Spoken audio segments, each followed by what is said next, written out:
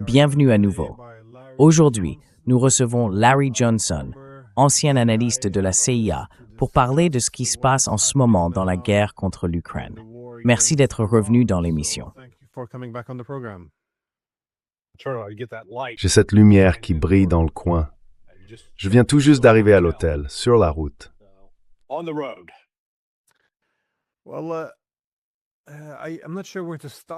Eh bien, je ne sais pas trop par où commencer, parce qu'on a tellement de fois entendu Trump, vous savez, après chaque bombardement, sortir et dire « Cette fois, on est tout près d'un accord ».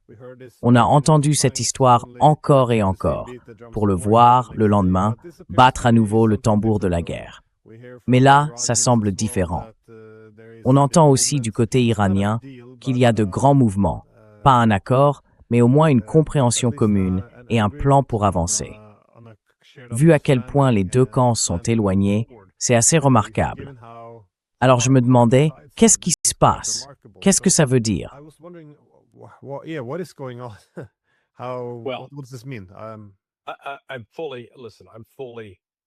Je t'écoute vraiment. Je comprends totalement ce que tu ressens. Hier, j'étais dans le podcast de Garland Nixon, j'ai mis une minerve, tu sais, ces colliers que les gens portent après un coup du lapin, après un accident de voiture. J'en ai mis une parce que c'était symbolique de ce qu'on vit en ce moment. Un instant, Trump dit qu'il va, je cite, bombarder l'Iran jusqu'à plus soif. Et l'instant d'après, il dit, tout ce qu'on demande, c'est de donner une chance à la paix. Il passe de Dr. Folamour à John Lennon. Et tout ce processus, c'est le Pakistan qui l'a accompagné. Ils ont été au cœur de tout ça.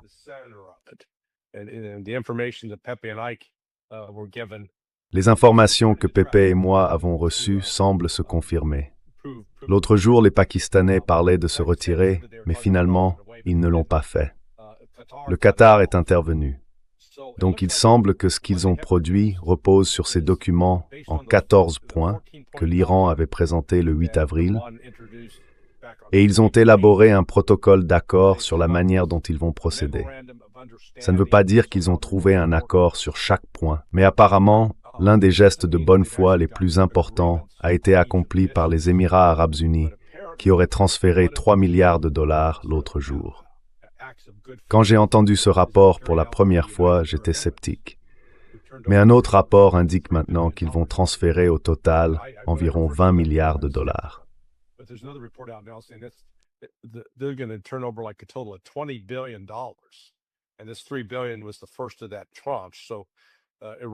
Et ces 3 milliards de dollars, c'était le premier versement de cette tranche. Donc l'Iran commence à voir arriver un peu d'argent, parce qu'une de leurs exigences non négociables, c'était que les avoirs soient débloqués. Leurs 4 autres demandes, plus fondamentales encore, sont très claires.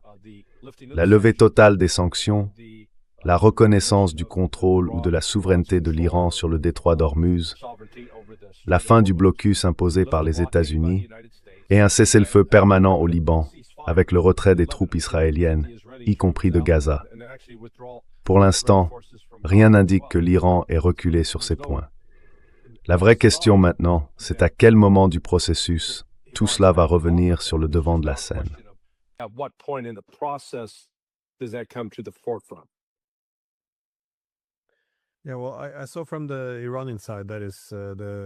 Oui, alors j'ai vu du côté iranien, c'est-à-dire Arakchi. Il est aussi intervenu et il expliquait que le mémorandum d'accord allait se dérouler en plusieurs étapes. En gros, première étape, on fait ceci. Une fois que c'est fait, on passe à l'étape suivante. Donc apparemment, la première étape, ce serait de signer ce mémorandum d'accord. Et une fois qu'il est signé, tous les avoirs de l'Iran seront libérés et ne seront plus gelés. C'est un peu ça l'accord. Et quand ce sera fait, ils pourront passer à la suite. Donc, c'est assez important. Oui, lever les sanctions, ce n'est pas la chose la plus difficile à faire, comparé à d'autres points. Mais c'est quand même un geste de bonne volonté, parce qu'il y a eu tellement de négociations absurdes. Et puis, une fois que ce point-là est réglé, ce sera plus coûteux, pour les États-Unis aussi, de revenir sur leurs promesses. Donc oui, c'est un bon premier pas.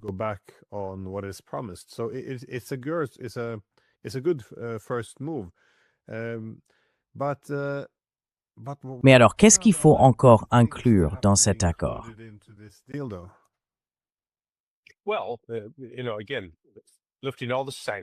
Eh bien, encore une fois, il s'agit de lever toutes les sanctions, pas seulement celles sur le pétrole. Donc une des premières mesures, ce sera de lever les sanctions pétrolières. Ça profite aussi à Trump, parce que ça permet de remettre un peu plus de pétrole sur le marché. Mais au final, il faut lever toutes les sanctions, lever le blocus américain.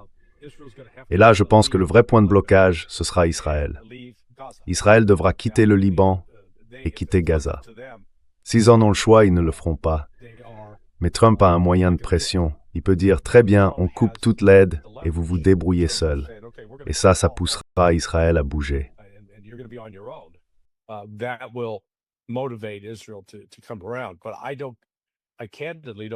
Mais je ne pense pas franchement que Trump soit prêt à aller aussi loin avec eux. Je crois que Trump, eh bien, finira par manquer de courage. Mais bon, je suis prêt à être surpris et même complètement à côté de la plaque sur ce point. Quant aux autres questions, notamment sur le nucléaire, ça, c'est pour plus tard. En ce moment, Israël se plaint que cet accord ne traite même pas la question des missiles balistiques. Et honnêtement, je ne pense pas que l'Iran acceptera que les missiles balistiques soient mis à l'ordre du jour.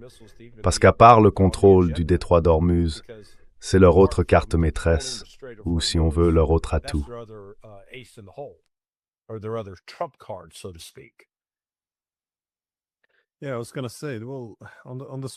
Oui, j'allais justement dire, à propos du détroit d'Ormuz, j'ai vu Araqchi expliquer que même si l'Iran ne compte pas, enfin, il a dit que prélever des péages ne serait pas acceptable, mais qu'il se réserve le droit de facturer des services, puisque ce ne sont pas des eaux internationales. Tout le détroit d'Ormuz se trouve dans les eaux nationales de l'Iran ou d'Oman. C'est bien ça. Concernant l'accord nucléaire, en revanche, quand Trump commence à dire qu'il veut un accord pour empêcher l'Iran d'obtenir l'arme nucléaire, eh bien ça me rend un peu optimiste. Parce que s'il présente le conflit comme une manière d'empêcher l'Iran d'avoir l'arme nucléaire, alors là, un accord devient possible. L'Iran a clairement dit qu'il n'avait pas besoin d'armes nucléaires.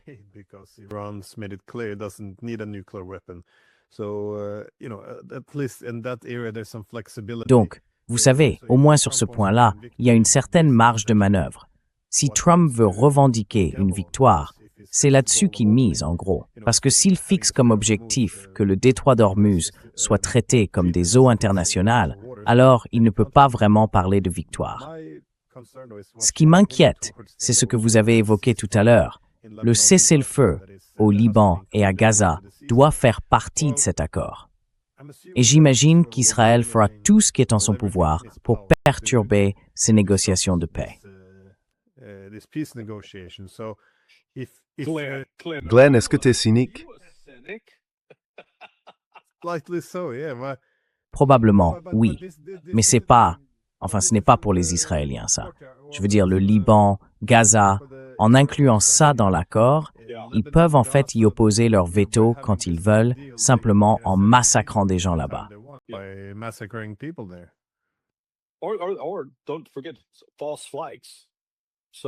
Et n'oublions pas les opérations sous faux drapeau.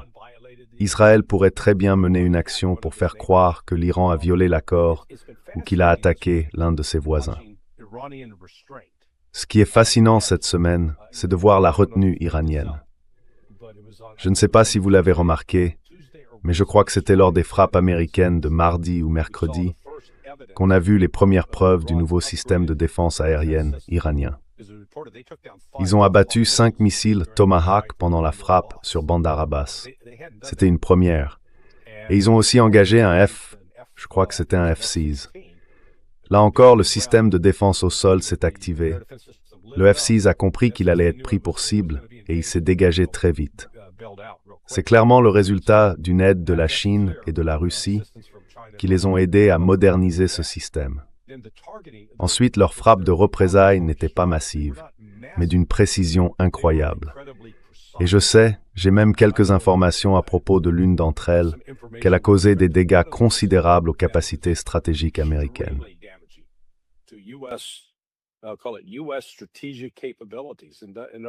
En d'autres termes, la capacité des États-Unis, enfin, vous voyez, si jamais ils lançaient des missiles balistiques intercontinentaux, d'après ce que je comprends, ce qui a été détruit à Bahreïn, c'est un composant essentiel extrêmement coûteux. Et du côté américain, on pensait clairement que la seule façon dont une telle cible avait pu être atteinte, c'était avec l'aide des Chinois et des Russes. De la même manière, lors de la toute dernière frappe, ils ont touché un autre radar à Bahreïn et l'ont mis hors service. Ensuite, ils ont visé des cibles précises sur la base aérienne Mouafak al-Salti, en Jordanie, et selon les informations, ils auraient endommagé des F-35, des F-15 et des F-16, peut-être même un Air Prowler.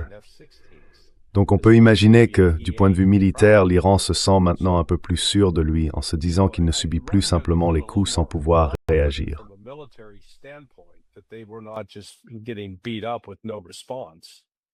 Et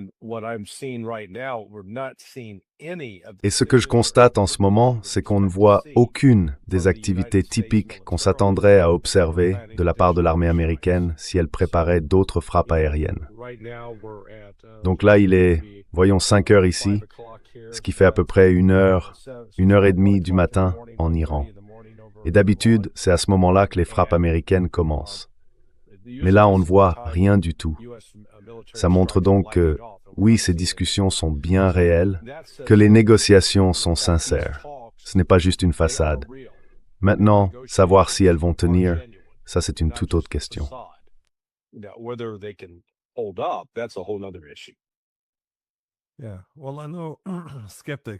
Oui, eh bien, je connais les sceptiques, et je me mettrai moi-même dans cette catégorie. Moi aussi. Moi aussi. Mon scepticisme, c'est sur l'idée que Trump veuille vraiment mettre fin à la guerre. Je veux dire, à mon avis, la tromperie qu'on a vue par le passé vient du fait qu'ils veulent vaincre les Iraniens. Ils ne veulent pas d'un accord de paix pour vivre côte à côte. Mais il faut bien que ça finisse par leur rentrer dans la tête qu'ils ne peuvent pas atteindre leurs objectifs. Ils ne peuvent pas battre les Iraniens. Et plus ce conflit s'éternise, plus l'Iran va leur faire payer le prix. Alors pourquoi attendre la toute fin? On dirait que, enfin, peut-être qu'ils commencent à comprendre qu'il va falloir jeter l'éponge. Mais qu'est-ce que tu penses des frappes qu'ils ont menées, justement? Parce que quand les Iraniens ont lancé leurs frappes de représailles, on a vu qu'ils visaient surtout Bahreïn, la Jordanie et le Koweït. Ouais, beaucoup pensaient pourtant que toute riposte viserait en priorité les Émirats arabes unis pour les détruire. Ouais, mais tu crois que c'est lié à l'accord, vu qu'enfin, ils viennent quand même de recevoir quelques milliards? Est-ce que c'est une sorte d'étape? Les Iraniens montrant qu'ils mettront fin aux hostilités s'il y a, tu vois, un peu de réciprocité. Ouais. Enfin, les Émirats, c'est un peu...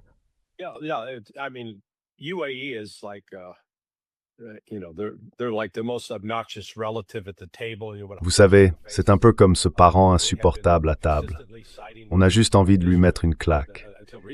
Ils ont toujours soutenu Israël jusqu'à très récemment, et ils se sont empressés de condamner l'Iran quand celui-ci a riposté après avoir été attaqué. Mais lundi, cette délégation des Émirats arabes unis est allée à Téhéran.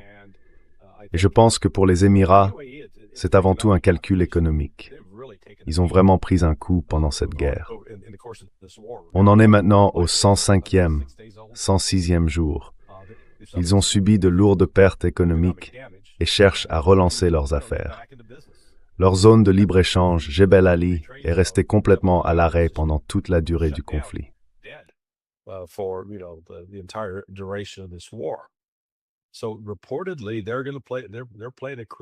Apparemment, ils jouent un rôle clé dans le retour d'une partie des avoirs gelés.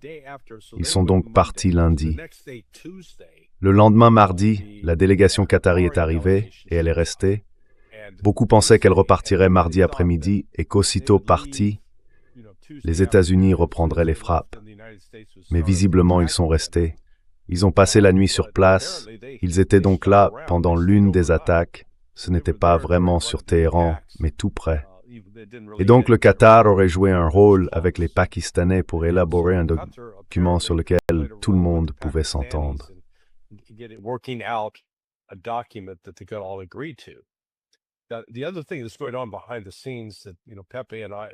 L'autre chose qui se passe en coulisses et que Pepe et moi, Escobar et moi, avons entendu et que je crois vrai, c'est que le Pakistan est aussi en train de négocier avec le Qatar et l'Arabie saoudite.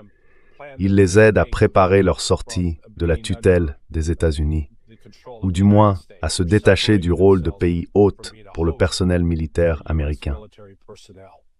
Et c'est intéressant parce que dans le document en 14 points que l'Iran a présenté aux États-Unis, l'un des points demandait justement le retrait des forces américaines autour de l'Iran. On verra bien s'ils obtiennent gain de cause ou non. Mais on a déjà constaté une certaine réticence, disons un manque total d'enthousiasme, de la part des Saoudiens et des Qataris, à laisser les États-Unis utiliser leurs bases. Et surtout, ils refusent catégoriquement de laisser Israël survoler leur territoire.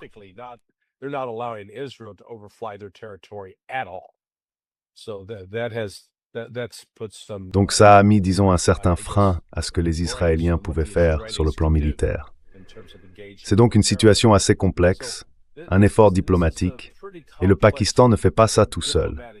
Le Pakistan agit avec un soutien et un encouragement total. La Chine joue le rôle principal et la Russie vient en second. En réalité, tout cela revient à construire un ordre plus large autour des BRICS, un nouvel ordre économique international qui serait libéré de la pression et des sanctions occidentales. Comme quand Scott Bessey peut menacer en disant « on va saisir vos dollars » et que l'Iran répond simplement « eh bien nous, on vend notre pétrole en yuan, alors vos dollars, on s'en fiche ».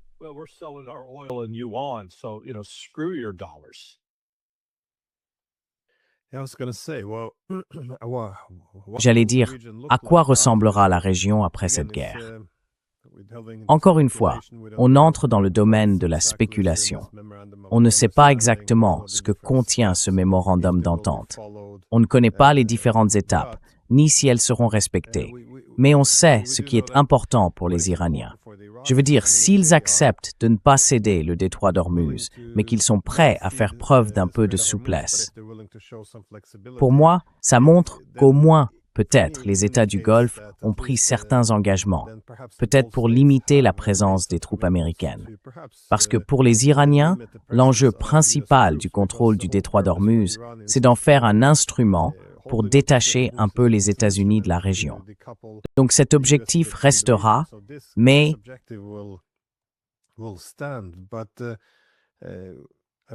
dites-moi selon vous sur quel point il pourrait être flexible.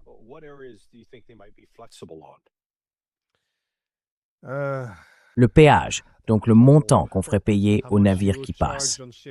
Je pense que tout ça, c'est un moyen, pas une fin en soi. Et la finalité, ce serait d'avoir un levier pour inciter les pays de la région à lever les sanctions et à expulser les bases américaines, en échange de conditions favorables d'accès, s'ils acceptent cette idée.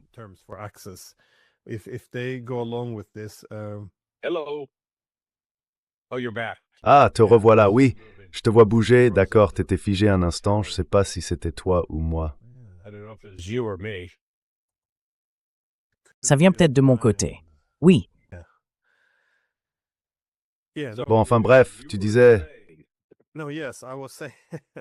Well, I was saying, I assume that if they're willing to be less strict on what they charge going through the Strait of Hormuz, how they're gonna run it essentially, it's because they're getting other guarantees that the U.S. will reduce their presence. I'm just thinking, how do you see the Je me demande simplement, comment vous voyez la région se recomposer après cette guerre? Parce que beaucoup de choses ont changé. L'Iran a étendu ses garanties de sécurité ou sa dissuasion élargie jusqu'au Liban. On voit bien que les États-Unis seraient fous de tenter à nouveau d'attaquer l'Iran. Ça a été une expérience très douloureuse. Mais selon vous, à quel point la position de l'Iran dans la région va-t-elle changer à la suite de tout ça? How much do you think Iran's position in the region will change as a result of this? En fait, je pense qu'à certains égards, l'Iran pourrait jouer un rôle un peu modérateur. Franchement, soyons honnêtes à propos des pays arabes du Golfe. Ils se comportent comme une bande de lycéennes méchantes. Vous voyez le film Mean Girls? Eh bien voilà. Il y a environ 7 ans, l'Arabie saoudite et les Émirats arabes unis étaient furieux contre le Qatar et ont essayé de lui imposer un embargo. Pourquoi? Parce que le Qatar entretenait des relations avec la Turquie et soutenait le Hamas. Ensuite, avançons de 2 ans. Tout à coup, ce sont les Saoudiens qui se fâchent contre les Émiratis et menacent même d'aller jusqu'à la guerre. Et puis après, enfin bref, ces soi-disant Arabes du Golfe ne sont pas du tout unis.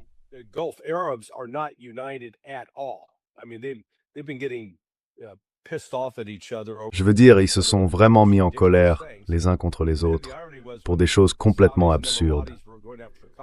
Et le plus ironique, c'est que quand les Saoudiens et les Émiratis s'en sont pris au Qatar, quel pays est venu au secours du Qatar? L'Iran. Donc l'Iran a été très prudent dans sa diplomatie, et je pense qu'il a été fortement encouragé par la Russie et la Chine. C'était quoi? Il y a 2 ans, peut-être 3? L'Arabie saoudite et Téhéran ont fini par rétablir leurs relations. Ils étaient en désaccord depuis longtemps. Ils menaient une guerre par procuration au Yémen avec l'Iran qui soutenait les Houthis et les Saoudiens qui soutenaient le gouvernement officiel. Mais bon, ils ont comblé ce fossé. Ils ont réglé cette différence.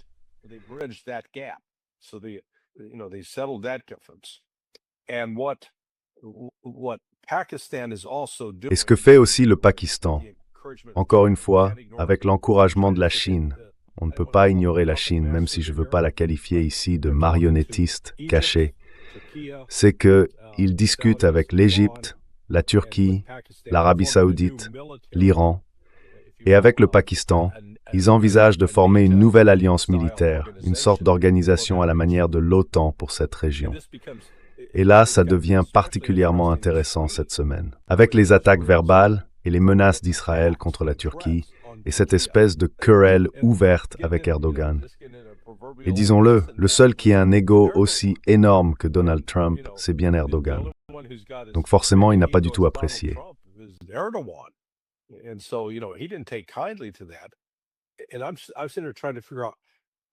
Et je l'ai vu essayer de comprendre. Mais qu'est-ce que les Israéliens ont en tête?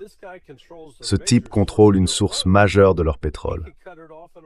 Il pourrait la couper du jour au lendemain. Et pourtant, ils le menacent, ils lui disent « on va t'attaquer et te détruire ». Franchement, ça m'a surpris. C'est pour ça que je pense que cette proposition venue de Chine, en passant par le Pakistan, l'idée que ces pays s'unissent pour former une alliance défensive contre Israël, commence à trouver un certain écho. Je pense qu'on pourrait voir ça se concrétiser, et la position d'Israël deviendrait alors, du moins du point de vue du soutien public aux États-Unis, beaucoup plus fragile. Ils auraient plus ce soutien automatique.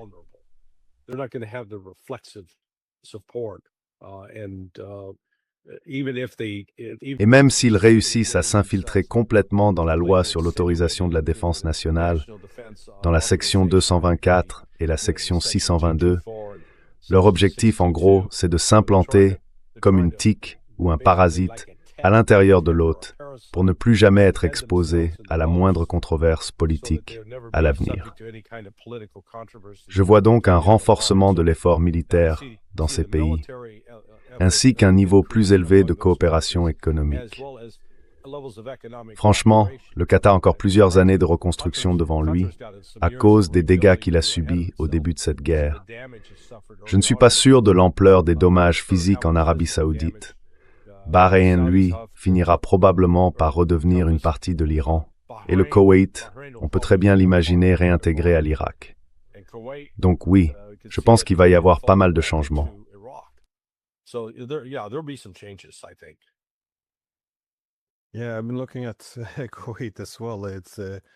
Oui, j'ai aussi regardé du côté du Koweït. Son indépendance durable est vraiment incertaine.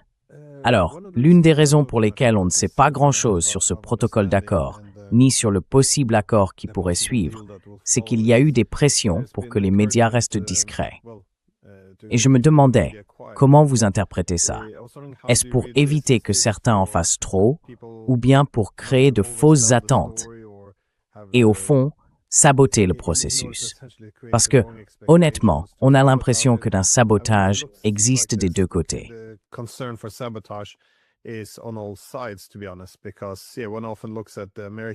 Parce qu'on regarde souvent du côté américain, il y en a beaucoup qui ne veulent pas de cet accord. Les Israéliens, évidemment, cherchent aussi à le saboter. Mais même à l'intérieur de l'Iran, il y a les faucons, beaucoup de faucons, qui disent, et on peut les comprendre, qu'ils sont en position de force maintenant. Pour eux, c'est le moment d'en finir avec leurs ennemis, pas d'accepter un accord.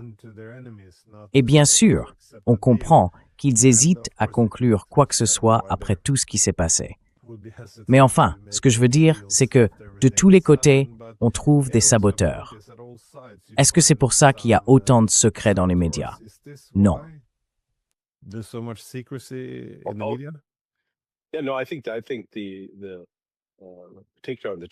Je pense que, surtout du côté de Trump, ils essayent d'éviter qu'un nouvel incendie politique éclate. Vous savez, il y a tous ces influenceurs sur les réseaux sociaux, payés par le gouvernement israélien. À partir de dimanche, ils se sont lancés dans une attaque féroce contre Trump. Et lui, il recevait des coups de fil de gens comme Lindsey Graham ou la veuve de Sheldon Adelson. Et vous savez, il finit par céder à cette pression.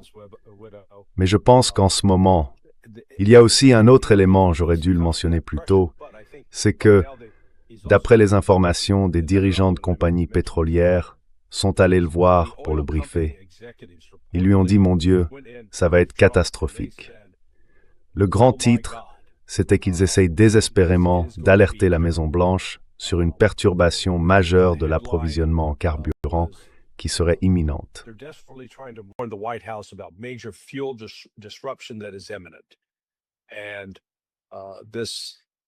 Et cet officiel, encore une fois, a refusé d'être nommé par peur de représailles. Mais cette possibilité d'un vrai chaos économique aux États-Unis fait aussi peur à Trump. Du coup, il se retrouve coincé entre deux options. D'un côté, s'il parvient à obtenir cette guerre ou au moins une forme de paix avec l'Iran, et qu'il peut dire « Regardez, l'Iran a promis qu'il n'aura pas l'arme nucléaire », ce qui en réalité a toujours été la position de l'Iran. Alors il peut s'en attribuer le mérite. Il peut faire comme s'il avait remporté une victoire, même si, en vérité, c'est un accord plus faible que le JCPOA. Mais bon, il peut le présenter comme un succès. Et à partir de là, il peut essayer de remettre un peu d'ordre dans le monde, pas seulement pour le pétrole, mais aussi pour le gaz naturel liquéfié, l'urée, le soufre et l'hélium, en espérant qu'il puisse rétablir un certain équilibre.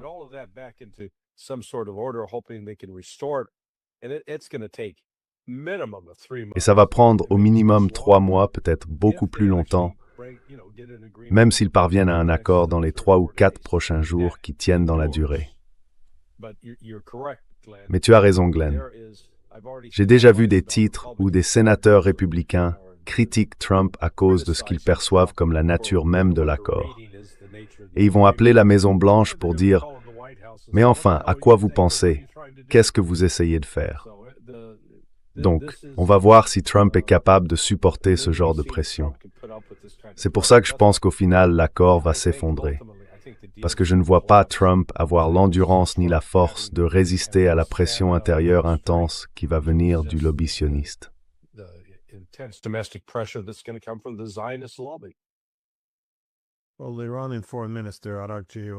Eh bien, le ministre iranien des Affaires étrangères faisait valoir que les médias ne devraient pas spéculer sur le contenu de cet accord, parce que cela pourrait, en gros, le faire dérailler.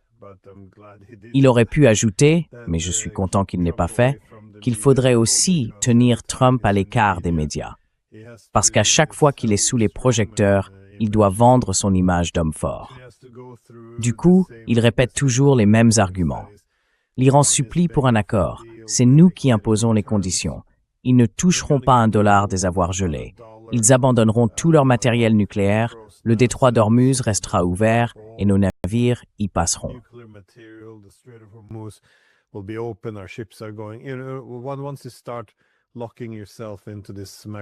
Une fois qu'on s'enferme dans une position maximaliste, c'est très difficile en fait de s'engager sur un protocole d'accord.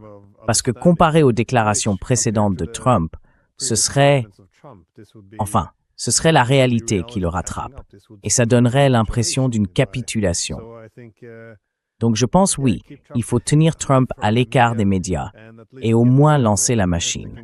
Si par exemple, ils arrivent à franchir cette première étape, celle de libérer les fonds iraniens, alors ce serait très difficile pour les États-Unis de faire marche arrière et de perdre ce qu'ils ont déjà investi dans cet accord.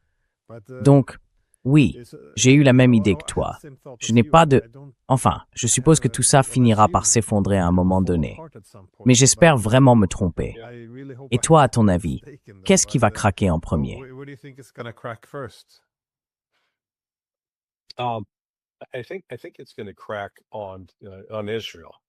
Je pense que ça va coincer sur la question d'Israël. Israël refusera de quitter le Liban et Trump refusera d'utiliser l'influence qu'il a pour les y contraindre. Vous savez, on a déjà vécu ça avec Ronald Reagan en 1982, quand Sharon était général. Il menait une offensive dans le sud du Liban. Et je crois que Netanyahou était probablement, je peux me tromper, mais quel que soit le premier ministre israélien à ce moment-là, Reagan l'a appelé et lui a dit en gros, « Sortez de là, sinon on vous coupe les vivres. » Et ils sont partis. Donc il y a un précédent. Et d'ailleurs, Eisenhower avait fait la même chose avec les Britanniques et les Israéliens pendant la crise de Suez en 1956. Donc oui, il y a un précédent. La vraie question, c'est est-ce que Trump serait prêt à faire la même chose? D'après Robert Barnes, ils ont eu une réunion il y a une semaine et demie, à la Maison-Blanche, avec un sondeur, Rich Burris, qui est un excellent sondeur.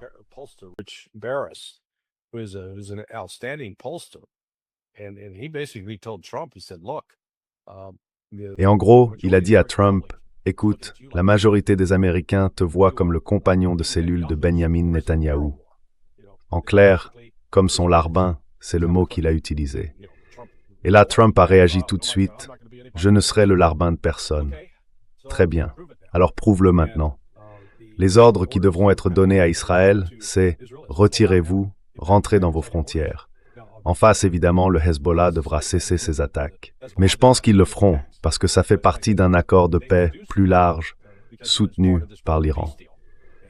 Donc, ce scénario n'est pas impossible, mais franchement, il y a énormément d'obstacles, de pièges, de choses qui peuvent tout faire dérailler très vite.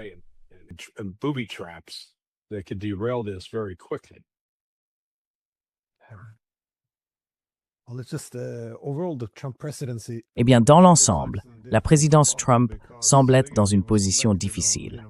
Parce qu'encore une fois, il a été élu sur cette idée de rendre sa grandeur à l'Amérique, en mettant fin à certaines erreurs des dernières décennies, voire à des dérives plus graves. Puis, il s'est éloigné de l'idée « aucune guerre », en affirmant en gros que l'homme fort, avec sa puissance, allait rétablir la position dominante des États-Unis. Donc, augmenter les budgets militaires, vaincre les ennemis. Et puis, bien sûr, ils ont perdu.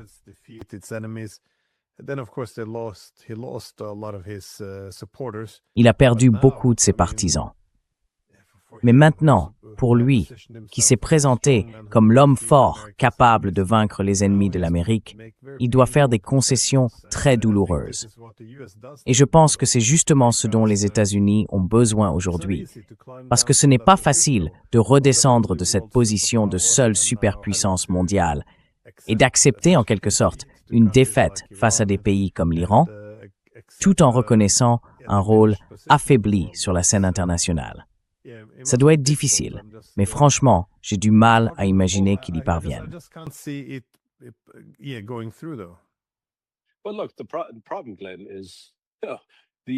Écoute, Glenn, le problème, c'est que les États-Unis sont dans le déni depuis, disons, 4 ans. Revenons donc au début de l'opération militaire spéciale en Ukraine. Dès le départ, c'était une guerre par procuration contre la Russie, avec l'Ukraine comme intermédiaire. Les États-Unis ont apporté du renseignement, des armes. On a commencé avec les HIMARS, les attaques MS, les F-16 et la tentative de réapprovisionner les obus d'artillerie de 152 ou 155 mm. Et qu'est-ce qui s'est passé? Les États-Unis n'ont pas réussi à faire bouger les lignes au sein de l'OTAN. La Russie a progressivement écrasé l'Ukraine. Ensuite, on arrive à l'opération Prosperity Guardian. Et là encore, ce n'est pas seulement sur Trump qu'il faut pointer du doigt. Rappelons que Prosperity Guardian a commencé en décembre 2023 sous Biden, avec l'idée de garantir la liberté de navigation en mer Rouge. Et tu vois, pendant, 12, 13, environ 15 mois, ils ont échoué.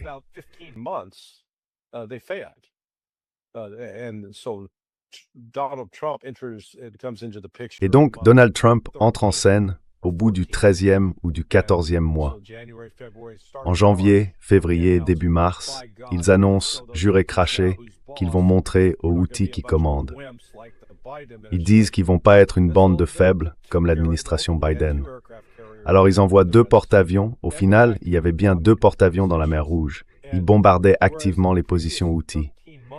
Et là où, pendant les 13 mois précédents, les Houthis abattaient en moyenne un drone MQ-9 Reaper par mois, ils se sont mis à en descendre 1 par semaine.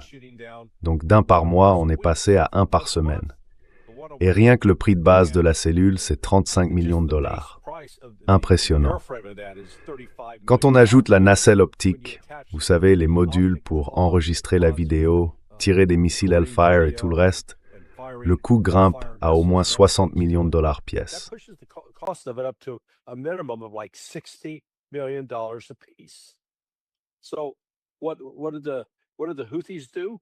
Alors qu'est-ce que les Houthis ont fait? Ils en ont détruit 25, dont 7 pendant les 7 semaines où Trump est resté en place. Ce qui représente presque 2,4 milliards de dollars. C'est énorme. Et Trump a fini par déclarer « Ils ont capitulé, on se retire ». Donc ce n'est pas seulement ça. Et maintenant, avec cette guerre contre l'Iran, on voit un schéma qui se répète. Il y a des limites très claires à la puissance militaire des États-Unis. Ce n'est pas ce géant invincible, ce Goliath qu'on ne peut pas abattre. C'est un Goliath au pied d'argile, entre autres. Et ce n'est pas seulement une question d'efficacité des armes. On l'a bien vu avec les missiles Patriot. Ils étaient censés intercepter tous ces missiles balistiques.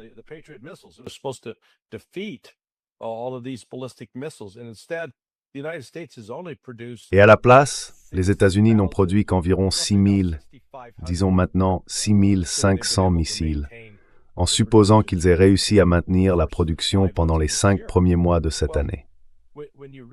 Eh bien, quand on sait qu'il faut en tirer 2 pour abattre un seul missile balistique, ça veut dire qu'avec 6500, ou disons 6400 pour arrondir, on peut en intercepter environ 3200.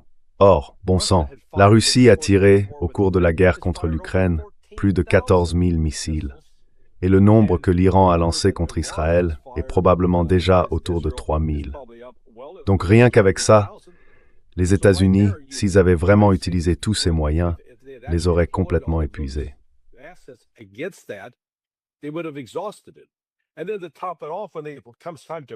Et pour couronner le tout, au moment de les fabriquer, ils coûtent une fortune. Le Patriot, le PAC-3, c'est entre 4 et 6 millions de dollars. Et en plus, pour compliquer les choses, sa chaîne d'approvisionnement vient de Chine. Le missile de croisière Tomahawk, par exemple, a besoin de 18 minéraux de terres rares différents, et là encore, ça vient de Chine, sans parler du tungstène. Donc, les États-Unis ont une arme offensive qui dépend en grande partie de chaînes d'approvisionnement venant de Chine et de Russie. Quand on met tout ça bout à bout, on se dit finalement les États-Unis ne sont peut-être pas une superpuissance aussi super qu'on le pensait.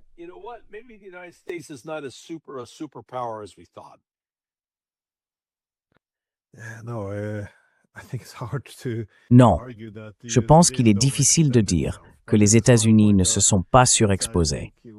Mais c'est justement mon point. À mon avis, ce serait une très bonne chose que les États-Unis réduisent un peu la voilure, qu'ils hiérarchisent leurs priorités. Parce qu'en ce moment, essayer de tout faire en même temps, c'est vraiment une très mauvaise stratégie. Mais laissez-moi poser une dernière question. Comment voyez-vous la suite?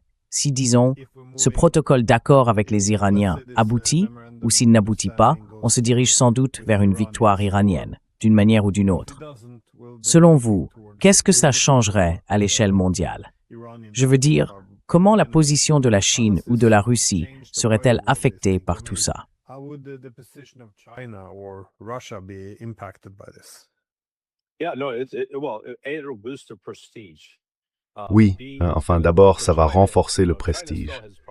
Ensuite, pour la Chine, vous savez, la Chine est sans doute celle des pays des BRICS qui a le plus souffert de la fermeture du détroit d'Ormuz, en partie parce qu'elle avait investi en Arabie Saoudite et aux Émirats Arabes Unis. Donc, elle va vouloir récupérer une partie de cet argent. Mais tout ça, je pense que ça va rester incertain pendant au moins 2 semaines, parce qu'on n'a pas encore les détails de ce processus.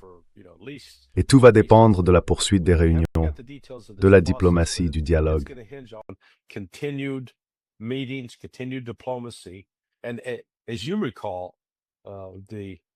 Et comme vous vous en souvenez, le JCPOA, ça a pris quoi? 18 mois, presque 2 ans de négociations. Oui. Donc on pourrait très bien se retrouver à nouveau dans tout ce processus de négociation. La bonne nouvelle, c'est qu'au moins, ils ne vont pas se tirer dessus.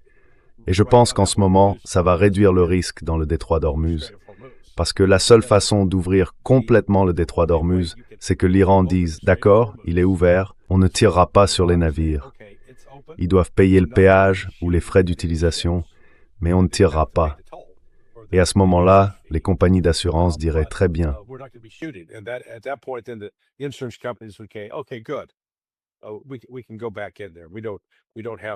On peut y retourner, oui. On n'a pas à craindre d'être touché. Mais il n'y a absolument aucun moyen d'ouvrir ça par la force militaire. C'est la leçon qu'on a apprise au cours des 2 dernières semaines avec toutes ces frappes aériennes menées par les États-Unis. Donc s'ils s'engagent sur la voie des négociations, mais comme vous l'avez dit, et je suis d'accord avec vous, la pression potentielle du lobby sioniste, en particulier, à la fois du côté israélien et aux États-Unis, de la part des sionistes chrétiens et des sionistes juifs, exercera une énorme pression sur Trump pour qu'il se retire de cet accord et qu'il retourne à la guerre.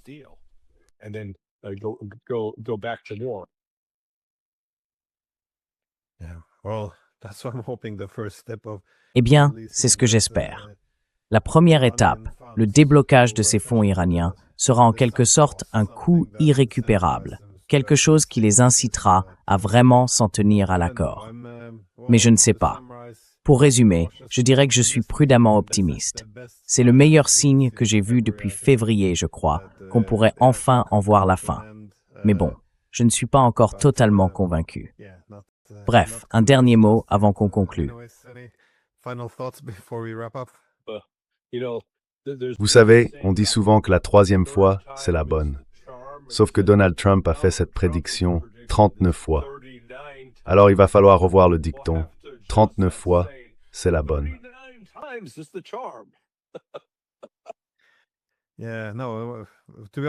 Oui, non. Pour être honnête, quand tu en as parlé la première fois, je n'y ai pas vraiment prêté attention. J'ai juste pensé que c'était encore des bêtises. Mais quand les Iraniens ont confirmé de leur côté, là oui. Bon, à un moment, il faut bien que ce soit du sérieux. Alors espérons que cette fois, c'est le cas. Et merci beaucoup d'avoir pris le temps. Au fait, tu es où là?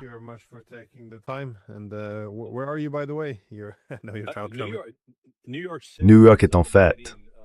C'est la Russie, vers Singo. C'est ça. On en a déjà parlé tout à l'heure. J'étais invité à y assister, aller à leur mission auprès de l'ONU dans un petit moment. Je viens de lire dans les médias ukrainiens que Marco Rubio a souhaité une bonne fête nationale de la Russie au peuple russe. En temps normal, ça ne devrait pas faire la une, mais aujourd'hui, ça en devient une.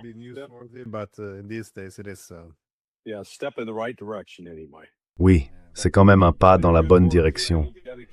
Mais continue ton bon travail, Glenn. Il faut que les gens soient informés et ils te regardent. Dis-leur que tu devrais carrément commencer à vendre des Minerve Glenn Dizaine. Parce que si on veut suivre toute cette politique, il faut bien une Minerve pour se soutenir, sinon on finit avec un torticolis.